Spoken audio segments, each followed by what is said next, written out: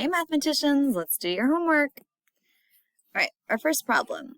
Zade's goal is to work out every problem in his cousin's calculus textbook before December. Calculus is an advanced type of math that you will take probably your senior year in high school. If he worked out 400 problems and there are 1,000 total problems, what decimal represents the part he's completed so far? So we have 400 out of the 1,000. And there is a thousandths place if you have 0, tenths, hundreds, thousandths. The last digit of the 400 needs to go right here. So that's that 0. That's that 0. That's the 4. That's our decimal. All right, next up, Angela got 24 out of 30 questions right on her last exam. 24 correct out of 30 total. Which of the following values is not equivalent to this ratio? So, I can see that's right there. That's already equivalent. Let's see. Let's find it as a percentage. We could maybe simplify by dividing by 6s. That gives me 4 out of 5. And then if you scale that up to be out of 100, you'll find the percentage.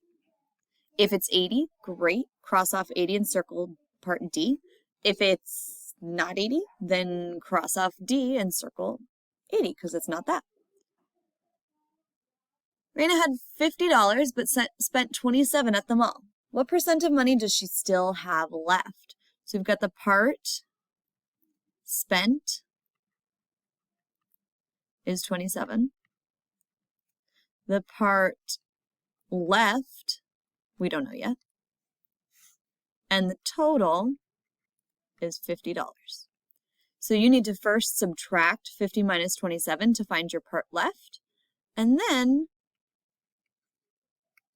multiply it by something like a 2, because percents are out of 100, not out of 50. Emery has 96 cents in her pocket. Which value is equivalent to the part of the dollar that she has in her pocket?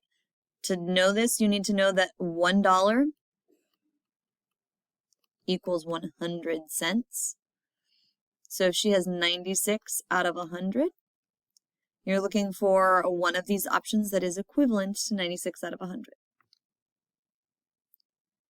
Hector's family has a box of 25 ice cream cones in their freezer. So far, his family has eaten 9 of them. You had a total of 25. The part eaten is 9. The part left is 25 minus 9. 25 minus 9 is 15, 16. And then we need a decimal. Okay, wait a minute. Just make our decimal, we're going to have a fraction first. The part that's left out of the total. And now we want to make that total into tenths or hundreds. I think it looks easier to make into hundreds here. That will give me some number of hundreds, and then I can write this number, whatever it is, as 0. That number. And it should be 2 digits, because then that ends you in the hundreds place. Marcus baked a birthday cake for his best friend, and cut it into 15 pieces. So far he has served 3 pieces. Which of the following values is not equivalent to the part he still has left to give? Okay, wait. So we've got a total of 15.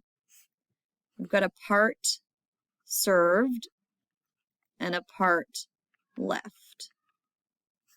He has served 3 pieces. The part left is 15 minus 3. That's 12. So we need a fraction or a decimal or a percent that is not equivalent to this, the part that's left out of the total. So 3 of these answers will be equivalent to 12/15, and we want the one that is not equivalent to that. All right, 2 more. Rodolfo used up 6 of the 10 weekly bathroom passes this week. Which of the following values is not equivalent to 6 out of 10? I think you could do that one on your own. 6 out of 10, pretty straightforward. One of Adriana's growth goals is a 92%.